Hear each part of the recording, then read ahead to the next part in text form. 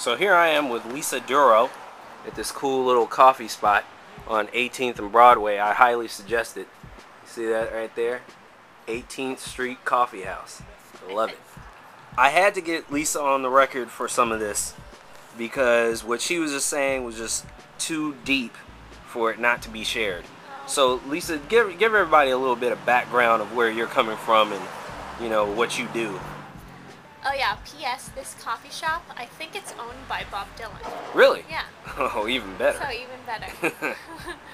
I went to undergraduate school for art, and I'm an artist. I love art, and I make work on paper, and I use thread on paper. So anyway, after school, I decided I wanted to try out working at a gallery and seeing behind the scenes of the art world. Because I loved art, and I wanted to probably be in that field, which I do, and I always want to be. I'm a creative person. It flows through my blood, and I live art. Mm-hmm. I am art, in a way. I think a lot of artists feel that way. Mm-hmm. Anyway, so when I worked in a gallery, I just started noticing that the artists that were being shown, they needed to be saleable. They had to be, the gallery owners needed to know that they were going to make money. They needed to know in an instant, this was going to make money.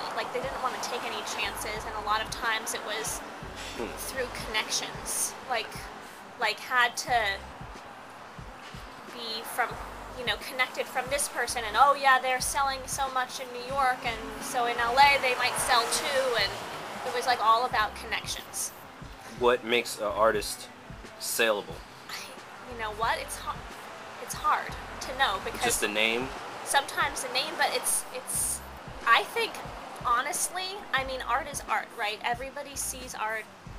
Art is in the eye of the beholder, right. And so it becomes this prized art dealer sees the piece and is like, "This is amazing," and then other people are like, yeah, they just start believing in what this person says. And it becomes that it's that. It doesn't actually become it's beautiful for beauty's sake or anything like that. It's just because somebody said so. Right. And I think that's how it is a lot of times in the music industry too. It's not even this is an amazing song, this is an amazing beat, whatever. It could just be so and so says that it's amazing, and right. Then they start playing it on the radio, and then the radio starts playing it over and over again and drills it into people's heads, and it just becomes whoever says it's good, it becomes good. Right. So what other things would happen behind the scenes? Well, here's this one thing that really just stuck out in my mind, which was when I worked at a gallery, we were sending out the cards for an art opening, for the art. My boss was send out the invitations to the richest areas first. Okay.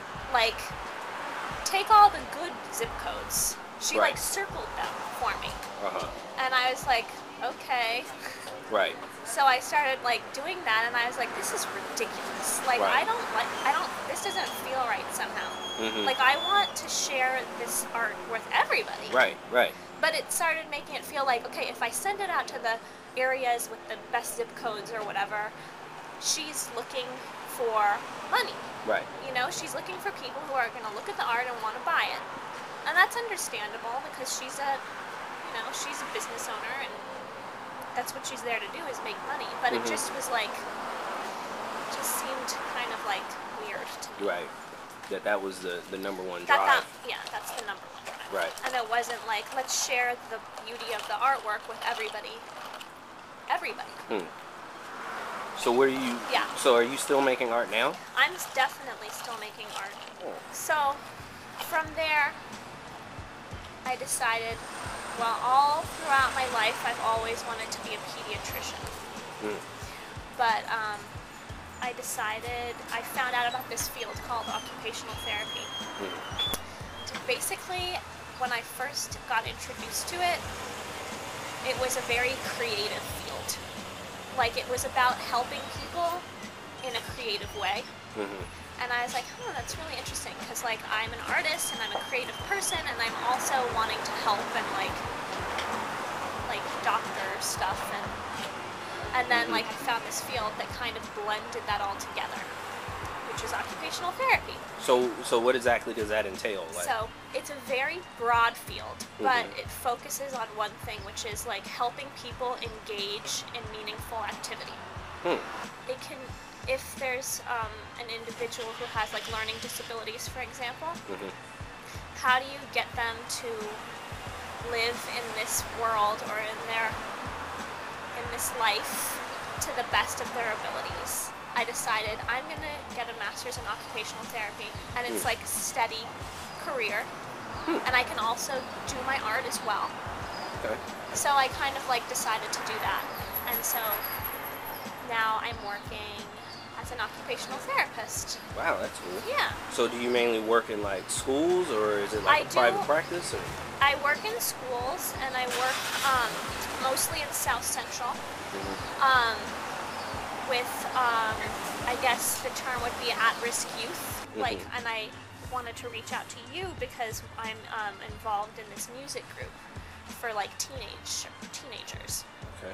And so like the occupational therapy aspect of it is like these kids have a passion for music, but might not have the resources to learn about, you know, the different computer programs or have access to a teacher who can teach them about the music industry and all this. So the place I work for is called OTTP, Occupational Therapy Training Program.